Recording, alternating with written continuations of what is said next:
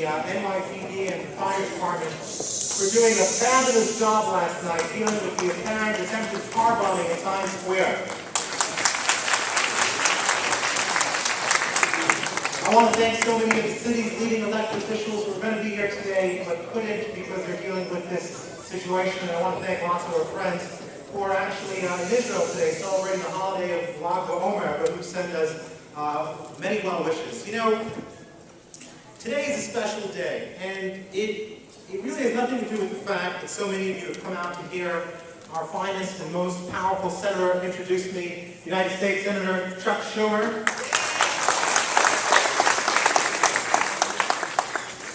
And of course, one of the great things about Senator Chuck Schumer is that Senator Schumer is bringing Brooklyn to the rest of the United States. So thank you, Senator. What makes today so special is that, according to the Jewish tradition, some 2,000 years ago, there lived a great sage by the name of Rabbi Akiva. What made this rabbi so great was that he was a shepherd. And at the age of 40, yes folks, he was 40 years old, he was out tending to his flock. He saw a rock with a hole in it. And he discovered that if a rock can get a hole in it from water that is dripping year after year, surely he, a simple shepherd, could turn himself into a Torah scholar. And so as the story goes, this great shepherd went out for 12 years to become a great rabbi. He returned. He overheard his wife saying that she would be happy to have him go for another 12 years. And then he came back 24 years later with 24,000 students. But the story doesn't end there. His students were widely considered to be the shining stars in what was a very turbulent time in Jewish history. But the Talmud tells us that they were envious of one another, and they were disrespectful. And as a result, God brought a plague upon them, and they all died, simply because of the fact they lacked mutual respect. Today is the day that there was an end to the carnage, and for that we celebrate on this day known as Lag BaOmer, or the 33rd day of the Omer. So what does all this have to do with my inauguration? It's not a coincidence that we're having our inauguration today. I really believe that one of the things that we have lost in politics is our civility. This comes with dire consequences. After all, if we can't even agree to disagree, how are we ever expected to agree on anything? That's why immediately after the election, I reached out to those who did not support me and asked them to work together. Because elections are one thing, but getting things done is another. I'm proud.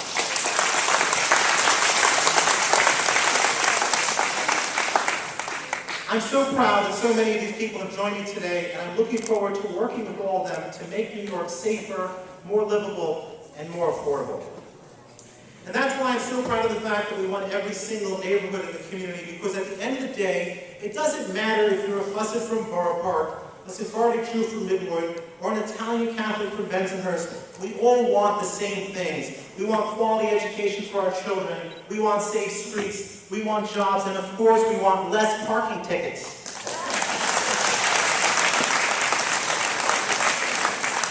And speaking of parking tickets, I was proud to have questioned the NYPD Chief of Transportation last week in a respectful way about the excessive parking tickets in our city.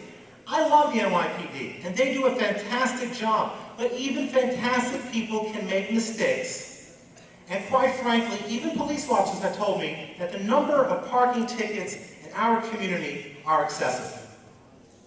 Well, we've asked nicely for them to stop giving out so many tickets, and so if they don't take our advice, we're going to introduce legislation to make it more difficult for them to give out what we call the gotcha tickets.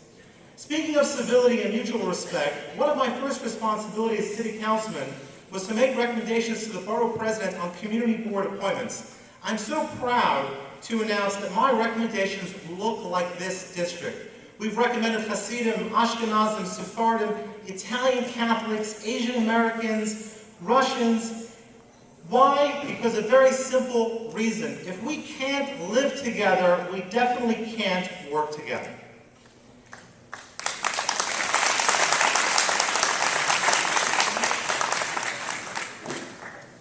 The second lesson that we learned from Rabbi Akiva is that change does not come overnight. We have a lot of challenges and we have a lot of work to do. And I've gone to work on some of the major issues facing our community right away. As a quick recap, here's what we've done in our first 25 days in office. First, we extended our office hours because government should work as hard as you do. Second, working with the park department, we helped folks who had a problematic tree pruning that was going to take place during the week of Pesach and Easter, and we postponed it until after the holidays. Why? Because everyone deserves peace and quiet and parking spaces on their holiday. And working with the sanitation department, we increased the pre-Pesach garbage collection for parts of the community that never had it before. We met with all of the yeshivas in the community to talk about their priorities and what we could do to help. And speaking of their priorities, I'm proud to have joined with several of my colleagues, including Councilman Steve Levin, and Councilman Brad Lander, and Councilman Tish James, to work and to ensure that we reinstate the Priority 7 vouchers that have been eliminated from this year's budget.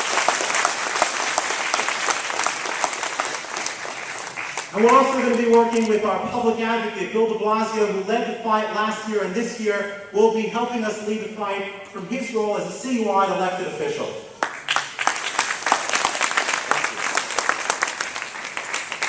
You know, education is going to be a top priority of ours, and speaking of schools, we're going to work with the good folks at St. A's to improve their baseball field so they can continue their terrific youth program. And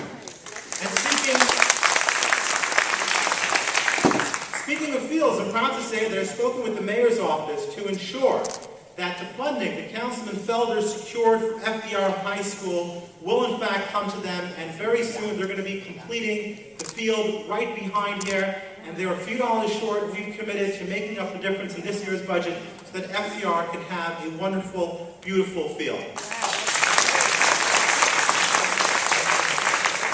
The other thing that we did was we set up meetings with every major social service agency in this community to talk about the budget process. It didn't matter whether you supported us or not. If you do good work for the community, we're going to help you. We even secured a commitment from the Deputy Mayor, Dennis Walcott, to create a committee to explore my plan for free door-to-door transportation for students throughout New York City. We went to work to prevent hate crimes and robberies in our community by offering cash rewards, and I'm proud to say that thanks to the NYPD, thanks to community leaders, thanks to the reward that myself and Assemblyman Heitman had offered, the district attorney was able to recover last night 5 stolen safer cars and bring it back to our community.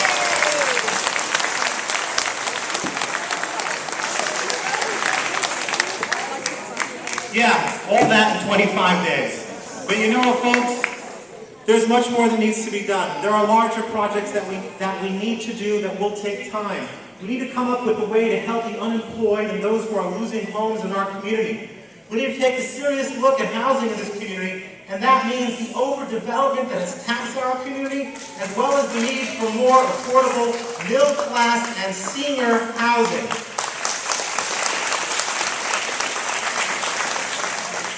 We need to take a look at how we assess the taxes and homes and condos and make sure that it's fair and equitable. We need to ensure that kids keep their free Metro cards to get them to and from school. We need to protect our seniors by pushing Congress to pass a cost of living increase of $250 to ensure that every senior has everything they need to make ends meet, and we also need to save Accessora. In short, we have a lot more work to do, but folks, we have to be mindful of a dripping rock. These things take time. The final lesson of Rabbi Akiva is what we call Hakaras Hatov, or in English, the recognition of the good. On the way home, after 24 years of study and with 24,000 disciples following him, a disheveled woman ran up to Rabbi Akiva, and his students tried to stop this woman from coming forward. And the rabbi turned to his students and says, "What are you doing? Don't you know that everything I have and that everything you have is because of this woman, his wife, Rachel?"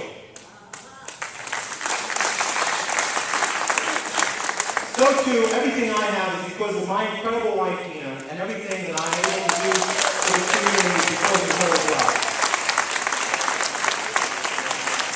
So first, I thank my wonderful wife and my 2 amazing children, Abraham and Yeshua Zev. And I also want to thank my wife's terrific family for their support, and not only to support her, but to support me as well. And I'd like to thank my mother and my brothers who are here, and those who couldn't make it for their unwavering support.